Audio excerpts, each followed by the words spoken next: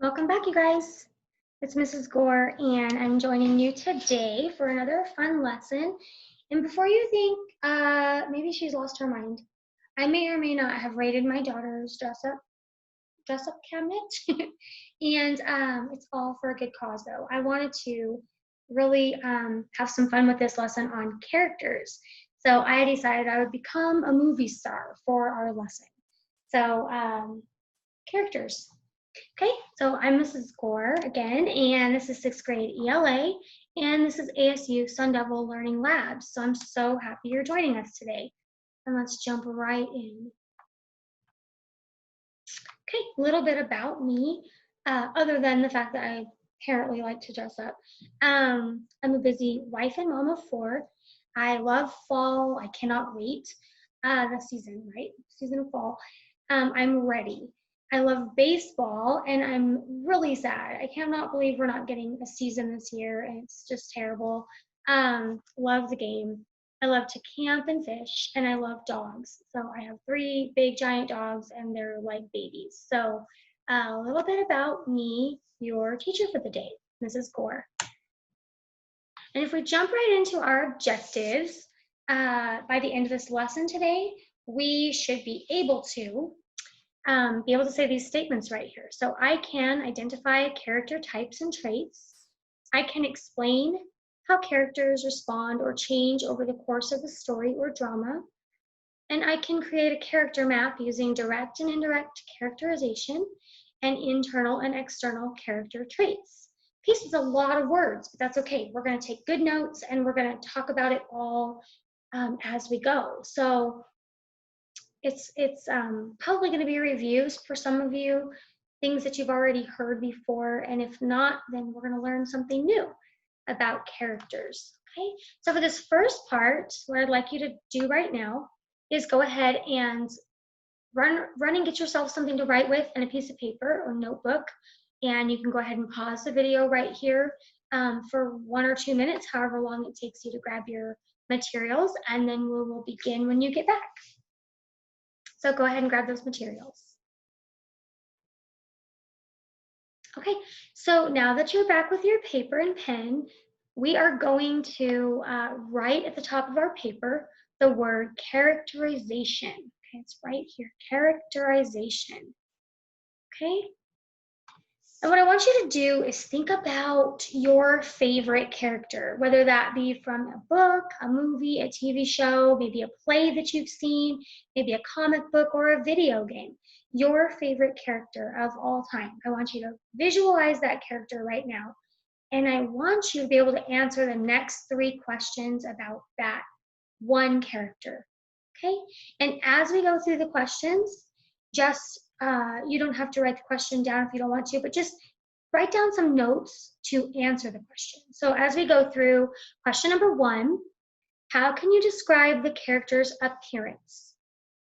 Okay, so I just want you to take down a couple notes on your character's appearance. What do they look like?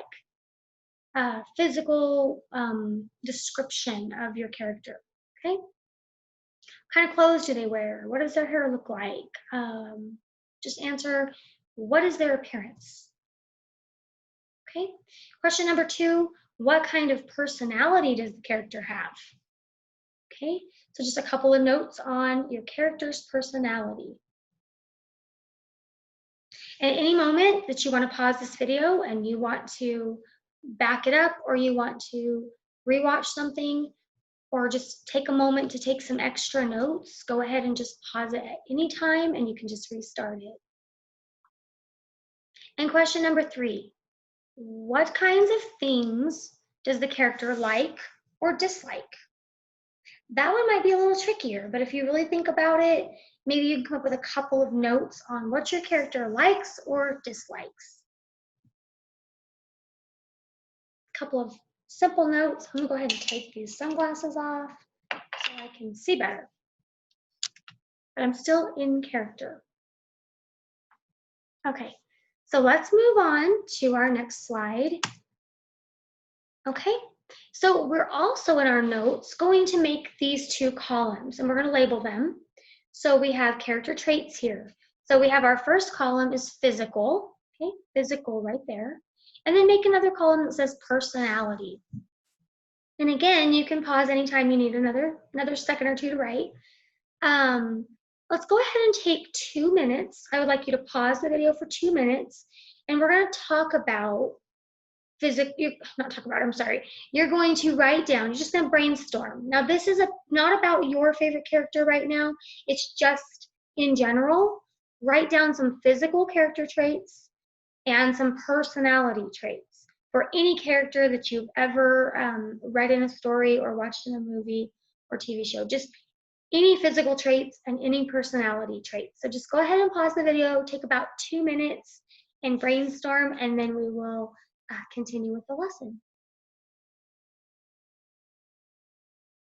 Okay, so we're back, and you should have written down some physical traits and some personality traits on your own paper. And I'm going to go to the next slide, and it's going to give us some examples. And you can kind of look at your list and see if you are on the right track. Okay? So in the column that says physical, we should have things written down like young or old. What type of clothing does our character wear? What is their hair color, eye color? Are they weak or strong? Remember, that's physically. Their build, right? Are they muscular or are they weak? Are they human or animal? Those are good physical character traits. And if you have some different ones than that, that's great. And you can just kind of check your work and see if you're on the right track with physical traits. And then we'll do personality traits, which can be trickier sometimes. So just we'll go through these examples, and then you compare them to what you have. So some things I thought about were things like hardworking, shy, ambitious, cautious. Are they risk-taking, sweet, adventurous, honest, or deceitful? Okay, so you can probably think of some characters in your life that you remember that maybe have some of these personality traits. Okay, so check your work again. Just make sure you're on the right track with physical and personality traits. And we'll go ahead and move on. Okay, so here we have them again. We have physical traits and we have personality traits. So your physical traits are going to be your external traits, okay? So external means on the outside, okay? So personality traits are going to be the opposite of that, and that is your internal traits, things that we can't see, right? So external, internal. Remember, physical is external, personality is internal, okay? So we have our character here, and he's just a character from some story, okay? So if we're talking about his physical traits, we're talking about things like the color of his shorts. We're talking about he's tall, okay? Things we can see. He has brown hair, and he's young. We can see that he's young. He looks like a little boy. So those are his physical traits. So they are what we see with our eyes, okay? Physical traits. I think those are always the easiest of the two types. And then we have personality traits, are things like thoughts, feelings, words, and our actions. That's really hard to see right there, but that says actions, okay? And I'm just gonna have to move myself out of the way there. So this personality traits, the internal traits, are the things that are what we learn based on what the character does, says, thinks, and feels, okay? They're a little harder to pick out of a story, but you use your text evidence. Remember, we talked about text evidence and clues, and that's where those come into play when you're trying to figure out your characters or a character in a story's personality or internal traits, okay? All right, so after we talk about character traits, we have to talk about character motivation. So there's always a reason why characters do what they do in a story. So character traits actually help to influence what motivates a character to do something, okay? And up here I have this little cartoon, looks like, or picture says cause of action. So that's why the character does something, okay? Why they react a certain way. So yeah, character motivation is huge. So on the next slide, we're gonna go ahead and watch a video that talks about all of these things. It's a fun little video. It's about 4 minutes long. So just hang in there with me for 4 minutes. It's a fun little video full of things that you, I'm sure, have seen before. Oops, it didn't go. Hold on 1 second. Let's go ahead and play that video.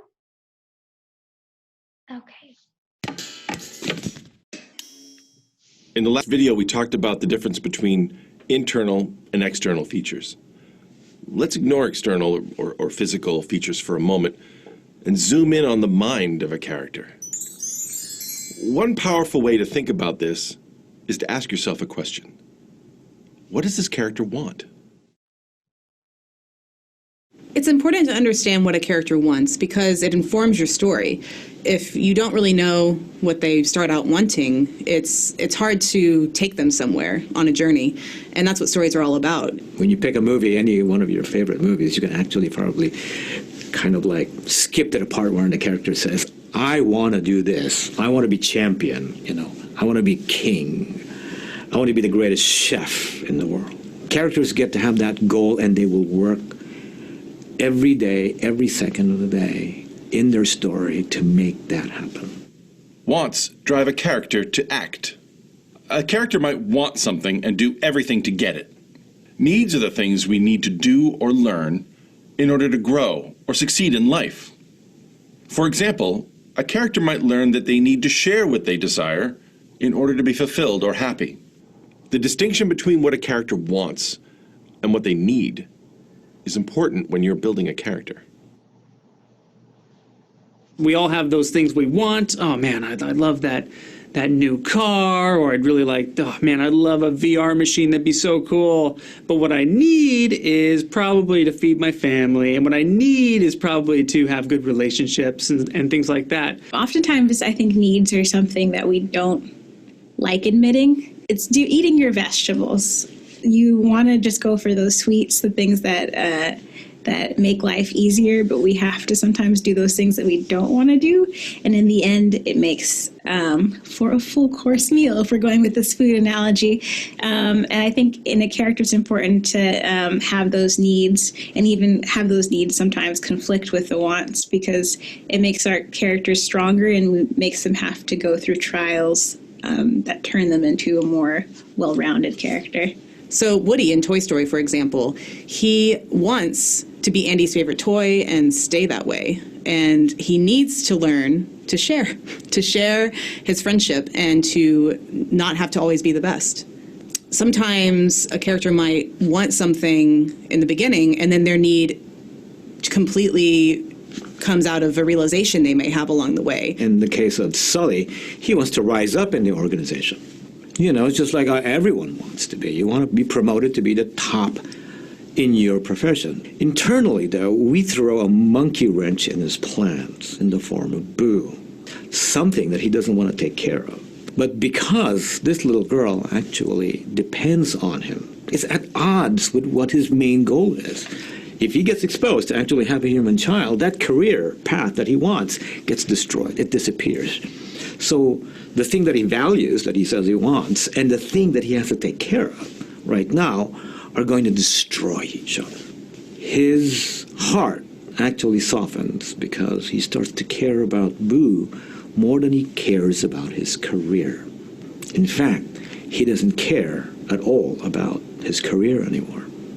And he will choose what he needs in his life is connection, a connection to another person. He wants Boo in his life. So I think that oftentimes your want can be some of the entertainment of the story, but the need is going to be that emotional heart that really makes people remember the film when they come out of the theater and for years later. In the next exercise, you'll have a chance to think a little more about the wants and needs of some characters you know, as well as ones you want to create. Okay, so super fun video. Love all of those movies. They never get old to me. They're full of great storylines and characters. And like they said, the characters change so much over the course of watching the movies. So that's the same in stories. It's the same in a play. It's the same in even poetry, like we talked about before. There could be characters in poetry, and they can change depending on what they want or need. So that's a great little video there. Some more about character motivation. So now we're going to use your paper and pencil again, and I want you guys to take a moment and now think about your favorite TV, movie, or storybook character from earlier, the same one you picked in the beginning. And I want you to think about what that character wants or needs in their story. Maybe they have multiple stories. Maybe it's a character that's in several different books or several different movies. Just pick one, pick a scenario that you can think of, and what is their want? What is that character's wants or needs in that story? And how does the character use their motivation to meet their wants or needs, or do they? Okay, little exercise, and you can pause the video and take as long as you want to work on this. I mean, you can take 2 minutes or you can take 5 minutes, however long you want. This video is for you, and so it's at your pace. So don't feel rushed. Just really think about your character and their motivation. So I'll leave this slide right here so you can refer to it. And again, pause the video as long as you want to answer these questions. Just 2 or 3 questions there to answer. So take your time, and then we'll move on.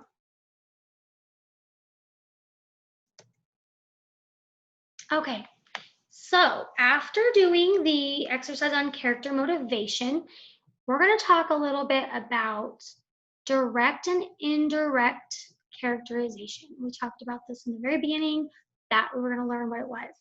So in your notes again, you can write down direct characterization and indirect characterization. And we're going to learn what each of those are. Okay. So, have you ever heard of these terms? You may or may not have heard these in your ELA classes. What do you think these mean? Just take a second to think about direct and indirect characterization. And we've talked about internal and external. So what do these mean? Okay. When I say what do these mean, I'm referring to internal and external. So remember, remind yourself. And then now we're going to talk about direct and indirect. Okay. So direct characterization. Wherever you want to make your note on your page for this, go ahead and do so. Refers to character traits that the writer actually puts in the text. For example, if the writer was to write something like, Ben was very brave, okay, that is direct. The author is actually saying that Ben is brave, right? Direct characterization. Indirect is the opposite of that. So indirect characterization is when we infer the character's traits by using certain text from the story that assists us in making our inference about the character. So, for example, okay, we've talked about inferences before and how we make inferences. So those are our educated guesses that we use using text evidence. So if, for example, we're reading a story and the text that is all around the character basically tells us, you know, our example down here, Ben had, sorry, that little box keeps popping up. Ben had always been one of those people that stood up for what he believed in. Okay, so if we read a sentence like that, would we know exactly by just reading that sentence a way to describe Ben, or would we have to kind of dig? Okay, the first example we had was Ben was very brave. Excuse me. So the indirect evidence would be Ben had always been one of those people that stood up for what he believed in. So you could read that sentence and say, that sounds like a brave person, right? But we're making an inference that Ben is brave because it doesn't actually say it in the text. But in the direct characterization, Ben was very brave, it says it in the text.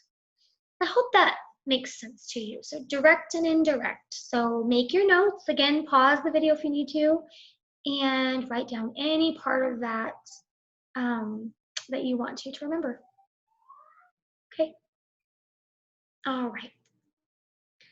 So moving on, we are going to actually examine a little story. We'll read it together, and what I'm going to do as we read is I'm going to go ahead and stop at the parts that we need to underline, okay? Because we're going to talk about these things, and we're going to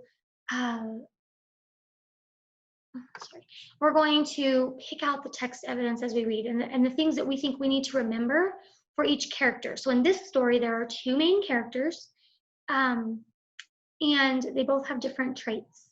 Some of them direct, some of them indirect. So we're going to just go along and kind of highlight the things that we see that we need to remember. Okay, so this is called Learning on the Soccer Field.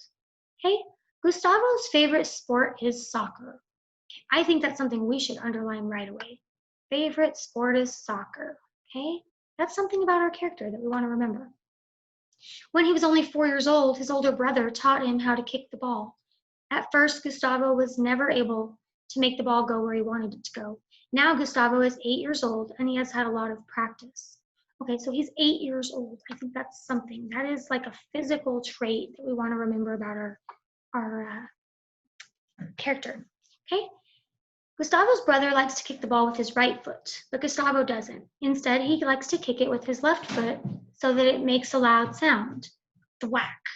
Gustavo calls it his lucky left foot. When Gustavo kicks the soccer ball hard with his left foot, he can make it fly into the goal. Okay? Gustavo lives in Rio de Janeiro. Okay, so we know that. Let's underline that. Actually, let's start with lives in Rio de Janeiro. Okay, that's actually where he lives. That's something about our character. Okay, one of the biggest cities in Brazil. Rio de Janeiro is on the beach and has very warm weather. All of Gustavo's friends love to play soccer when they get out of school. Today, there's a new boy at school. Okay, so we're going to have another character introduced. So this boy is a new boy at school, and his name is Felipe. And he comes from Sao Paulo. So these are three things all about this Felipe. So his name is Felipe. That's our character. Okay, he is the new boy at school. So we're going to go ahead and underline new boy at school. Okay, his name is Felipe. He comes from Sao Paulo. So let's go ahead and underline Sao Paulo. Okay, that's where he comes from. Sao Paulo is another city in Brazil and has lots of tall buildings called skyscrapers. After school, the boys invite Felipe to play soccer with them. Okay, Felipe says okay.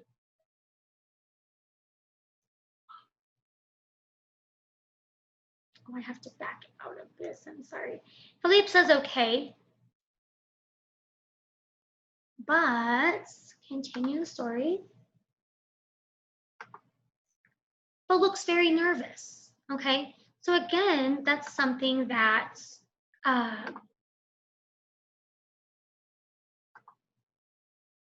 so sorry, this is being silly today. Let me erase all of those. Okay, so Felipe, he comes in and he says he wants to play soccer, but he looks very nervous, okay? So as they walk to the soccer field, it says that Gustavo asks Felipe, what's wrong? Felipe sighs and says, I don't know how to play soccer. I tried once and everybody laughed at me. Okay, so I forgot it here. Let's underline looks very nervous. Okay, that's something about our character, Felipe. Okay, I tried once and everybody laughed at me. Gustavo pats Felipe on the shoulder. That's all right, says Gustavo. I used to be really bad too. You have to keep trying. Okay. The game starts and Gustavo moves to the front of the field. He plays the forward position and is always trying to score a goal on the other team. Gustavo feels happy every time he plays soccer, and tonight he's playing even better than usual. He steals the ball from the other team and runs with it as fast as he can.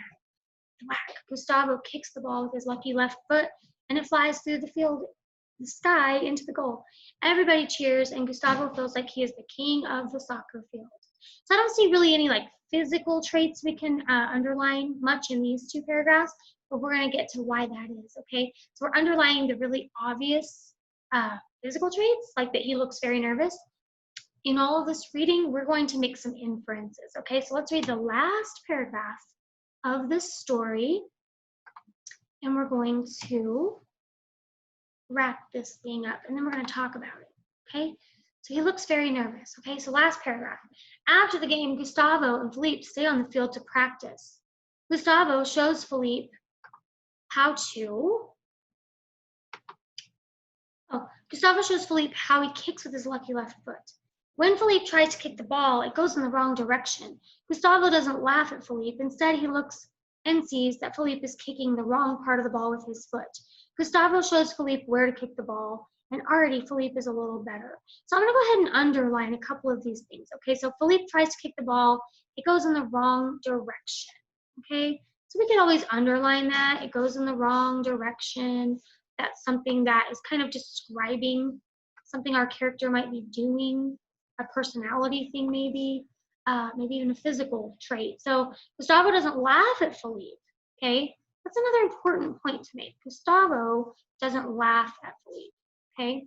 Instead, he looks and sees that Philippe is kicking the wrong part of the ball with his foot. Gustavo shows Philippe where to kick the ball. That's an important thing to underline too, okay? This is all of our text evidence. And already Philippe is feeling a little better, or a little bit better, okay? So Philippe is a little bit better. Let's underline that too. Okay, the rest of the week, Gustavo and Philippe practice on the soccer field after the other boys leave, Philippe also practices kicking the ball before school. That's kind of something cool, okay? So he's practicing before school. So let's underline that. I think that says something about Philippe, right? About what kind of person he is. Okay, so the next week, Philippe scores his first goal. And Gustavo gives him a big high five. Now Philippe looks forward to playing soccer every day, and Gustavo has a new friend. So what I want to do is go to the next exercise, and we can keep coming back to this exercise that we just did. Okay, let's get to the next slide. Okay, I have to get rid of these Google marks. Okay, so now we have our character map, okay, and that's the next thing that we said we were going to do, is we're going to make a character map. So, move myself out of the way. All right, so here we have character number 1. Okay, we have a little boy here with a soccer ball. Okay, so who do we think that might be? Who loves soccer from this story, okay? Gustavo, right? He's the one in the very beginning of the story that loves soccer, okay? So we have that little boy here, and he is our number 1 character. We're just gonna call him number 1 because he's the first one they mentioned. And we're gonna talk about his direct and his indirect traits, okay? So let's see what the first one is. He's a kid, and it says in the story that he's 8 years old. Remember that? Okay, let's go back just, oh, I'm sorry. We won't go back. 8 years old. It says in the story that he's 8 years old. That's one of the things that we underlined, okay? That's a physical trait. That's a direct characterization. It plainly says he's 8 years old, okay? He loves soccer. It does say that his favorite sport is soccer. I think that's fair to say, that he loves soccer. That is also a direct characterization. It says it in the story, right? He's a good friend. Let's think back to the story. Now, did it say anywhere in there that he was a good friend? I think what it actually talked about was him helping Philippe. He helped Philippe learn how to kick the ball properly, and he also gave him a high five at the end of the story, right? So, oh, and he didn't laugh at him. He didn't laugh at Philippe when Philippe kicked the ball with the wrong foot. I think that makes him a good friend. So you can use all 3 of those things as text evidence to that fact, okay? That is one of his indirect traits, okay? He's accepting of others. Does that seem fair? When we read the story, what kind of text evidence do you remember that shows that he's accepting of others? I would probably underline something like Philippe is the new kid at school, and indirectly by Gustavo making friends with Philippe, even though the other boys weren't really, I don't know, they weren't really taking to Philippe as quickly, I think that shows that Gustavo is very accepting of others. So that would be an indirect characterization because we're making an inference that that is his personality based on the things he does in the story, the things he says, the things he does. Okay, so he's accepting of others. He's helpful. Okay, so again, how do we know that Gustavo's helpful? Right? He helps the new kid in school. He helps him when he notices that he is kicking with the wrong foot. He helps him kick with the right foot. He doesn't laugh at him, right? Again, he doesn't laugh at him. Those are all good pieces of text evidence that show us that Gustavo is helpful. And I should have said this in the beginning, but feel free to write this character map on your paper and draw these little circles out and actually fill this in along with me. Okay, I think these are great, and they're a fun little activity to really put that main character in the middle and all of their traits out to the side, okay, so we can see them. Now he lives in Rio de Janeiro. Now I remember seeing that in the story. So we're not making an inference about that, are we? That's actually in the story. It says he lives in Rio de Janeiro in Brazil. So that is a direct characterization. Tells us a little bit about our character, not an inference, right? So there we have a really good picture of Gustavo, just from those couple of paragraphs that we read in this story. He sounds like a kid that everyone would be lucky to have as a friend, right? So now we're going to talk about character number 2, which is, we've got another little boy playing soccer here. Okay, so who's our second character in this? Do you remember his name? It is Felipe, or Felipe. People would say it differently, I guess. So Felipe is the second character. Let's see if we have any of his traits correct. So it never really says that Felipe is a kid that's 8 years old, right? We know he's a kid. I think the 8 years old is an inference that I made based on how old Gustavo is. So if Felipe is a new kid at school and Gustavo is making friends with him, I would make an inference that Felipe is probably also 8 years old. Okay? He's the new boy at school. Now it actually says that in the text, doesn't it? It says he's the new boy. So that would be direct, it would be a direct trait, direct characterization. Okay? The author actually says that in the story. He's nervous. That word ended up jumping out of that circle. So does it actually say that he's nervous in the story? It does. It says that when he talks about going out to play soccer with the other boys. It says he wants to go, but he's nervous. He looks nervous. So that's a direct characterization taken right from the story. Okay. He's inexperienced. Okay. It doesn't actually say he's inexperienced in the story. It doesn't talk about that he's like never played soccer before, but it does say that he's nervous. And it does say that some kids have laughed at him before when he was playing soccer. So I would make an inference from all of those pieces of text evidence that he's inexperienced at soccer, right? That would be an indirect characterization because it doesn't actually say Felipe doesn't know how to play soccer. It just talks about experiences that he's had with soccer that didn't go very well, right? Okay. He's determined. I would say Felipe is determined because he keeps trying, right? And one of the pieces of text evidence that we underlined was about how he practiced before school in the mornings. And I would say that's someone who's really determined. He's really determined to do better, not be laughed at by the other boys, and to really be able to have fun playing the game and feel confident, right? So he's determined. Okay, so that is that's an indirect character trait that we learn when we look at the fact that he's practicing before school, right? And our last character trait is that he's from, I put San Paulo, I misspelled that, it was Sao Paulo, okay? So it says that's where he moved from. So that is actually something that is said in the story. That's a direct characterization. We know where our character is coming from because the author says so. So that is direct, okay? And again, feel free to copy down any of these things and make any kind of notes about this character map that you want to. And we'll move on. So our final wrap up, okay? We talked about our own favorite characters. We thought about their character traits, physical and personality. We also talked about indirect and direct characterization. And we talked about external and internal traits, which are the same as our physical and our personality traits, right? You should have all of this in your notes if you took it down. If not, I hope you absorbed some of this information from today. So in our final wrap up, let's actually do a little final wrap up on the story that we read. Okay, so you can answer these questions in your notes or just in your brain, however you want, however is best for you. So how did Philippe change by the end of the story? Okay, so that has to do with that character motivation and those character traits. So Philippe started out, what was he like when he started out? He was the new boy. What kinds of feelings would you have if you were the new kid?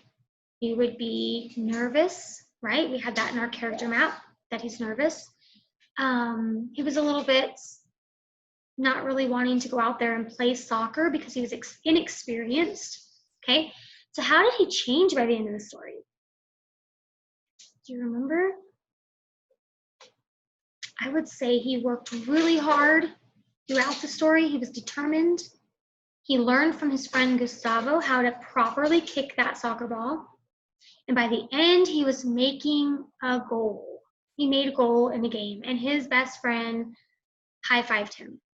So that's a huge change from the beginning of the story, right? And we can see where those traits of being determined and him just going ahead and pushing through really paid off in the end, right? So what was his motivation? What was this character's motivation? What was Philippe's motivation? He didn't want to be laughed at anymore, right? He wanted to be better at soccer. And he wanted to gain a new friend, right?